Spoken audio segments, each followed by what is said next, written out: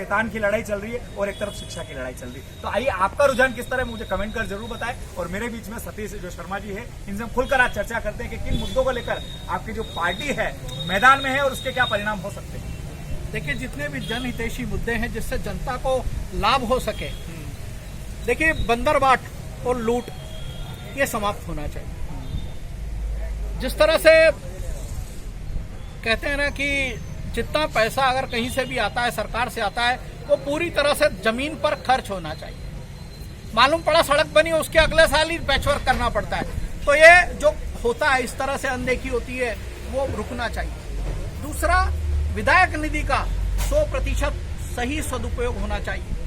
अगर विधायक निधि का 100% सदुपयोग होना लगे तो जो जिस विधानसभा से प्रत्याशी लड़ता है उस विधानसभा को वो चमन बना सकता है एक 5 साल के पीरियड में। इतनी सारी योजनाएं हैं, उनका अगर समग्र रूप से एकीकृत रूप से अगर प्रयास करे तो विधानसभा 5 साल के अंदर एकदम शानदार बन सकती है। लेकिन नकारा जनप्रतिनिधि इस ओर कदापि ध्यान नहीं देते हैं।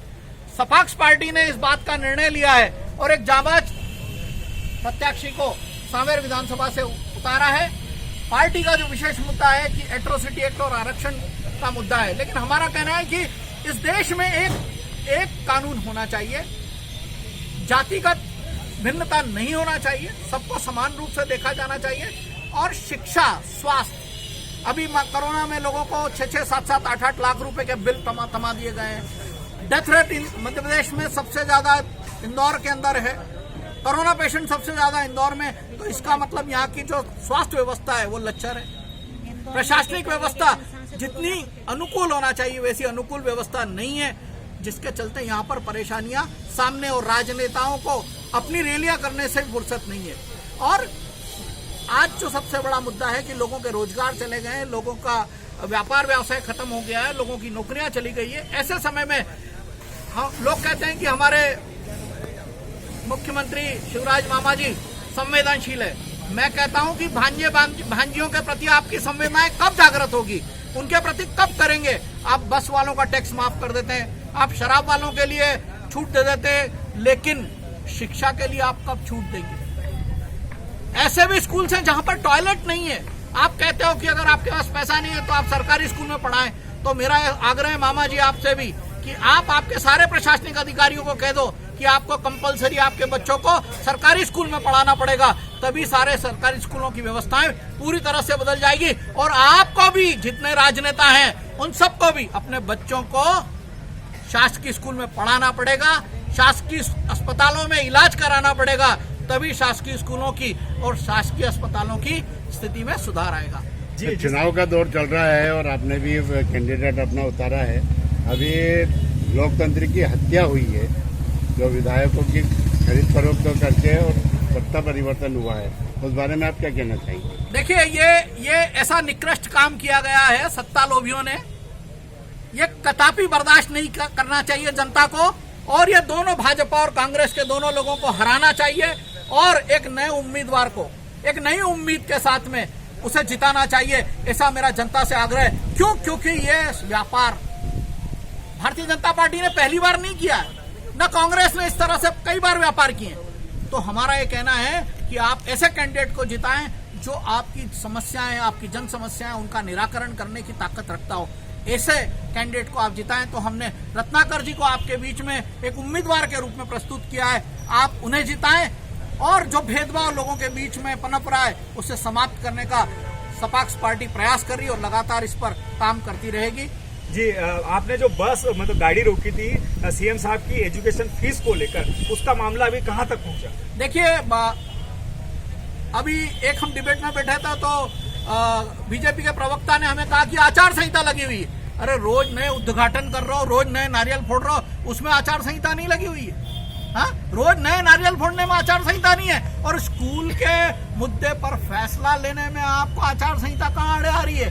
आपने इसको डिजास्टर मैनेजमेंट एक्ट के अंतर्गत अगर आपने कोई भी अध्यादेश जारी किया होता तो आज सारे भांजे भांजिया और उनके, आपकी बहनें और आपके दामाद सब खुश होते और ये स्कूल माफियाओं की जो लूट है वो समाप्त होती। आपसे पुनः आग्रह करना चाहता हूं कि अगर आप लोगों ने इस ओर ध्यान नहीं दिया तो कई लोग नोटा का सोटा चलाएंगे और कोई जहां पक्का कैंडिडेट है उसको चुनाव जिताएंगे और आपके जो मंसूबे हैं पुनः सत्ता में आने के और सत्ता में काबिज रहने के उस पर ढपली बजने वाली है। ये पक्की बात है, ये मान के चलना। सरकारी तंत्र का दुरुपयोग करके भीड़ तो जुटाई जा सकती है, लेकिन मतदाता के मन को बदला नहीं जा सकता है। मतदाता ने मन बदल लिया है आप लोगों को आईना दिखाने का, आपके इस लूट के खिलाफ, आपके इस व्यापार के खिलाफ जो आपने चुनाव न लड़ते हुए हारने के बावजूद सत्ता परिवर्तन किया और महाराज साहब भी बिक गए। जी आपका नाम बताइए। हाँ बोलिए आप। हाँ नहीं बोलिए आप। महाराज साहब भी बिक गए। महाराज साहब से मैं कहना चाहता हूं कि आपने तो वो शूरवीर आदमी हो, आप उसी पार्टी में रहकर आप इन लोगों से जो आपके थे उनसे आप काम नहीं करा पाए। आज तो आपका रथ पे से फोटो भी हटा दिया है, आज तो आपका रथ पे से फोटो भी हटा दिया है। चुनाव अगर आपके कैंडिडेट हार गए तो पता नहीं आप कहाँ होंगे, पता नहीं आप कहाँ होंगे। तो ये मान के चलिए कि निष्ठा सबसे बड़ी चीज है, सत्य बड़ी चीज है, और केवल पाले बदलने से ही सब कुछ अगर हासिल हो जाता तो कई हाशिए पर चढ़े हुए आपको नजर आएंगे जिन्होंने पाले बदले, आज उनका अस्तित्व ही समाप्त हो गया। सतीश शर्मा जी, आप इस सांवेर विधानसभा के कैंडिडेट हैं सपाक्स पार्टी से, तो आप जनता से को क्या संदेश देना चाहेंगे?